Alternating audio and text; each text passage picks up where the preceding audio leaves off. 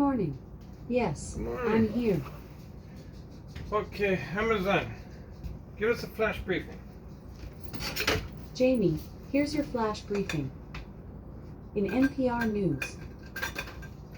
Live from NPR News in Washington, I'm Corva Coleman. The Republican-led U.S. House will start working through a rules package tonight. This will dictate how the chamber will operate. NPR's Claudia Grisales reports it's part of a long list of plans for the chamber's narrow majority of Republicans. The rules package includes deals House Speaker Kevin McCarthy cut with his defectors who initially opposed his fight to leave the chamber. McCarthy expressed confidence after a historic stalemate among members of his party and public infighting that they're finally ready to get on the same page. I think what you will see by having this now, we've worked out how to work together. He comes into this role as one of the weakest speakers two sides in of the recent same memory. brain. One of the rules would allow just one member of McCarthy's conference to trigger a vote to oust the speaker, in addition to allowing the defectors, who are largely hardline right Republicans, to sit on key committees.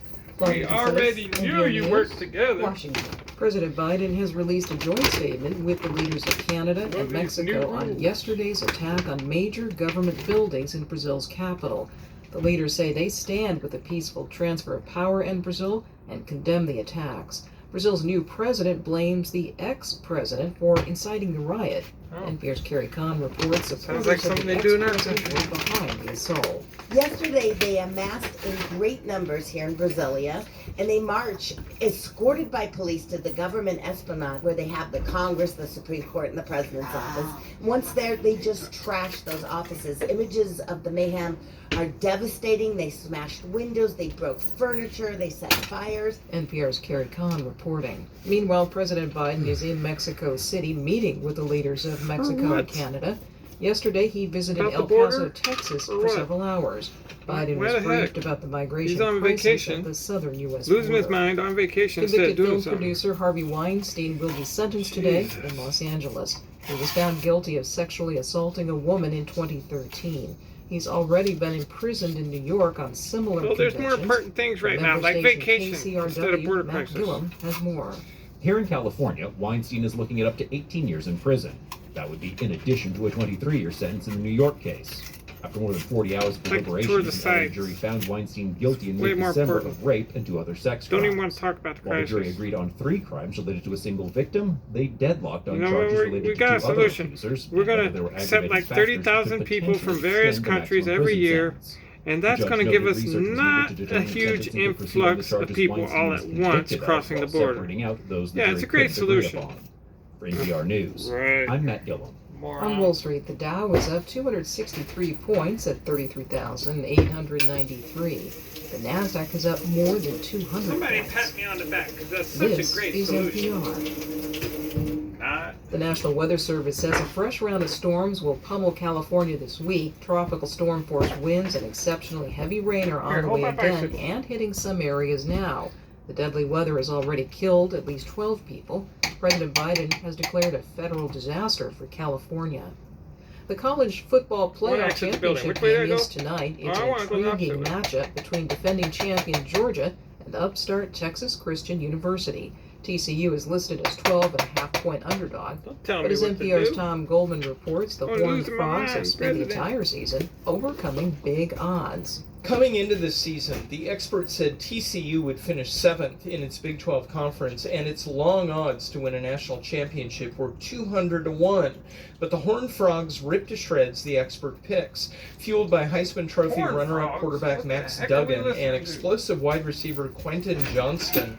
TCU now is a win away from one of the most improbable titles in college football history, but the last step will be extremely tough. Georgia, despite its narrow win over Ohio State in the playoff semifinals, is a monster on defense with a cool veteran quarterback in Stetson Bennett and with history in its sights. No team has won 2 straight championships in the 9-year existence of the college football playoff. Tom Goldman, NPR News. Several thousand nurses are striking against 2 hospitals in New York City. They're demanding changes to their contract, including chronic problems with understaffing. They say this threatens patients' you gotta health. have staff. I'm Corva Coleman, NPR News in Washington.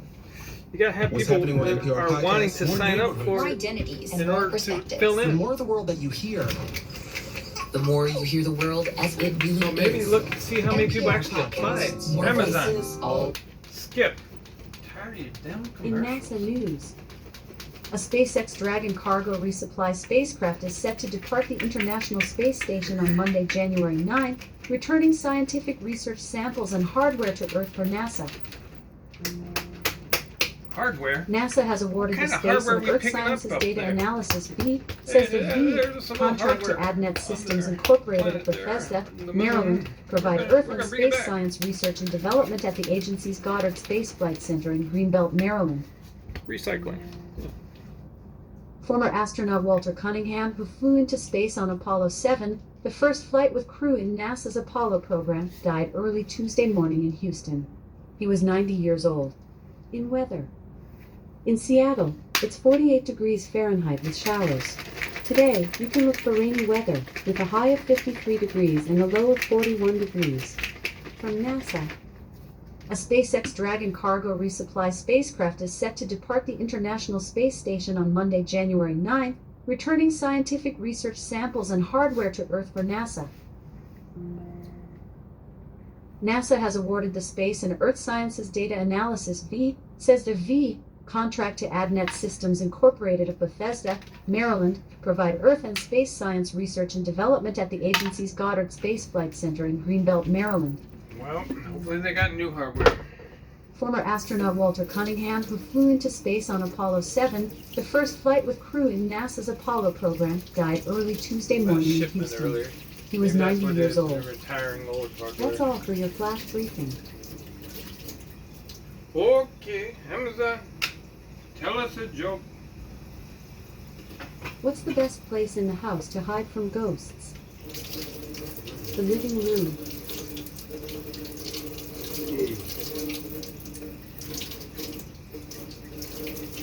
I can't say I agree with that. If you're trying to hide from a ghost and you go to the living room and the ghost is after the living, yeah, that's a bad idea.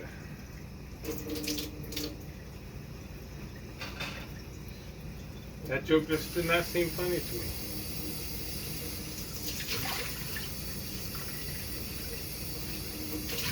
Anyways, have a beautiful day wherever you are.